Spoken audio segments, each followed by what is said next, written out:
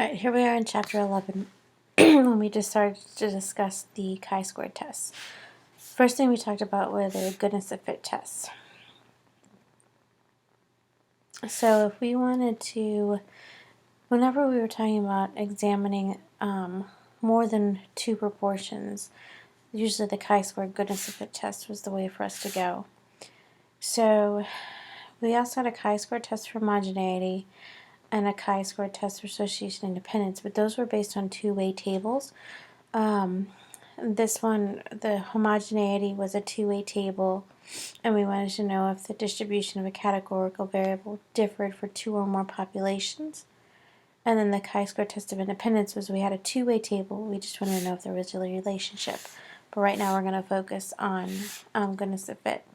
So here's an example about M&M's. So they're just saying that on average the new mix of colors of M&M's milk chocolate, so there's 13% brown and red, 14% yellow, 16% green, 20% orange, and 24% blue. So here is just a summary from one sample. And we can find the sample proportion of blue M&M's. And since the company claims that 24% of all M&M's are blue, we might believe something fishy is going on. So we could use a one-sample z-test from Chapter 9, so we could test that. And then we could perform additional significant tests. But then this kind of leads to some problems because we're trying to compare multiple things. So the better way to go is to look at this new kind of test, the chi-squared test. So in this case, the null is at, this is what it is in words, but we're going to do it a little bit differently on the next page. The company's stated color distribution for the M&M milk chocolate is correct, and the alternative is that it's not correct, so there's no specified distribution. And this is how we wrote it before. So we would write out the actual, the probability of blue, the probability of orange, and so on. And then the alternative, we said at least one of the above is incorrect, or we would say at least one of the above is not equal. Again, they're just defining what that parameter is. Alright, again, the idea with the chi-squared test is that you're comparing the observed accounts to the expected accounts. If their difference is large, there's more evidence against the null.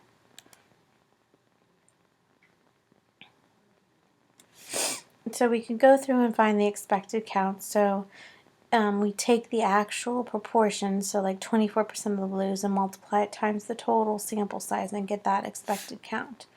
So we can find all the expected counts. So this is what we expect the percentage of orange to be times 60, so that's the expected number of orange. So we have what we observed in our sample, and this is what we expected to see based on the proportions that M&M's reported, or Mars reported. So again, this is just a chart showing that we're just trying to compare how far away these observed and expecteds are.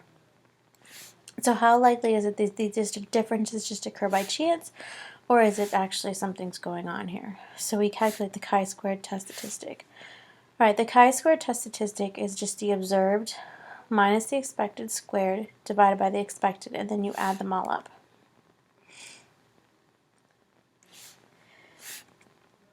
Alright, so what they're doing here is 9. So here's all the individual pieces. So not the observed minus the expected squared divided by the expected, and then all the way up to the last one, the observed minus the expected squared divided by the expected. They simplify all those terms and come up with their test statistic. And then just like before, we're going to find a p-value, and we'll be able to take that p-value and draw some conclusions from it. When we did this, we just did it on these our calculators, so it was a little bit easier for us. First thing I would do is I would type in my values into a list.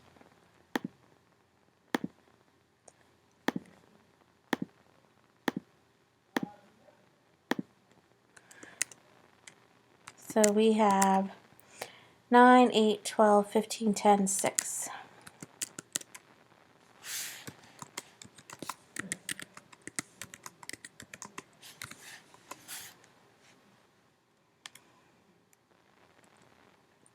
And then for our expected, so I'm going to type in those ones.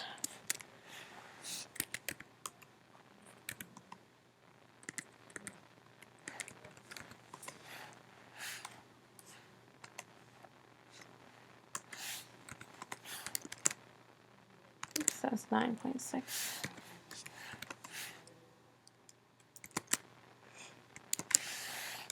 8.4, 7.8. Alright, and then we had the stat, we had our test, we had option D, which is our chi-squared goodness of fit. So there's our observed, there's our expected. The degrees of freedom, so for the chi-square test, the degrees of freedom are the number of categories minus 1, so in this case it is 5. I'd hit calculate. So there's the test statistic and there's the p-value. So again, we just talked about the degrees of freedom. When you're doing the goodness of fit, it's just the number of categories minus 1. And the degrees of freedom are important here. The chi-square distribution is right skewed, but as the degrees of freedom increase, it becomes less right skewed. But for each of these different degrees of freedom, there's going to be a slightly different p-value, so we need to know what it is. And they're going to show you how to use the table. There is a chi-squared CDF command, but again, I also just told you how to use the calculator command. Like I said, make sure what we did in class is when we got to that part of writing the test statistic, we always wrote out the first one, and then we did plus, and we did ... plus the last one, so just continue to do that.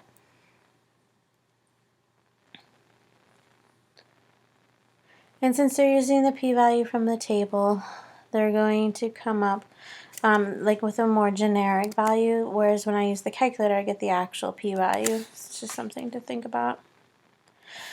Alright, so the p-value is greater than 0.05, so we would fail to reject, so there's not enough evidence to conclude the company's claimed color distribution is incorrect.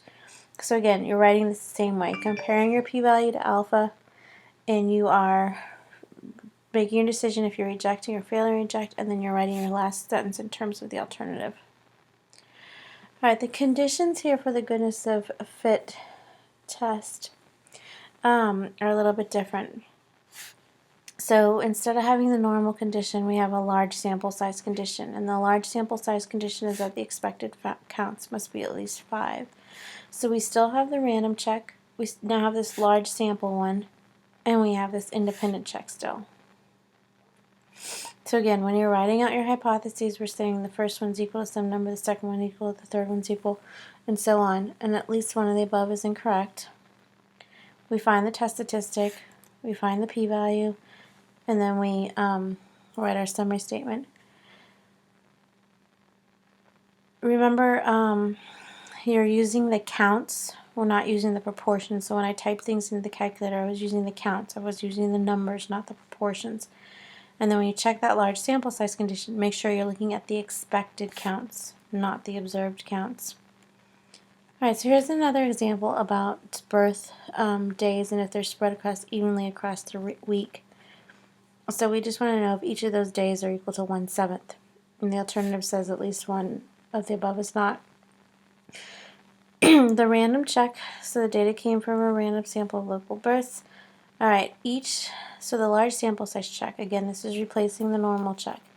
So we would expect that each day has a probability of having a birth, like with 1/7. So 1/7 times 140 gives us the 20 births. So each of these we expect to see 20 on each day. That's greater than or equal to 5, so the condition is met. And then independent, the individual births should be independent, but since we're sampling without placement, there should be at least 1,400 births in the area. Okay. We do the goodness of fit test. Like I said, I would just type in those values, type in 20 for all the expected. You can just show this first one plus, and then do ... plus the last one. Give them the answer. Find the p-value from the calculator. Here's another way to find the p-value. And then the p-value is greater than alpha, so fail to reject. So there's not enough evidence to say all local bursts are not evenly distributed across the days of the week.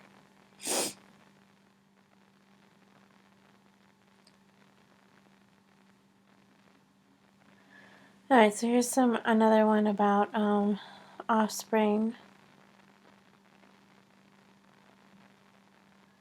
You can pause the video if you want to read that one. So again, they're just looking at the different proportions there. They look at the expected counts. There's the independent check.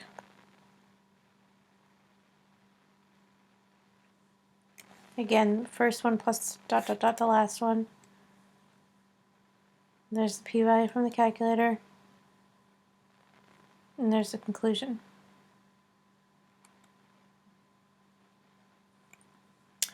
Sometimes you can do a follow-up analysis where you're just going to look at the individual components. So in this last example, the one that's having the largest influence on the test statistic, so this number is contributing the most to the final test statistic value there, and that's coming from this last one, it's coming from the albino. So the albino is the one that's differing the most versus the other ones. And then here's your summary.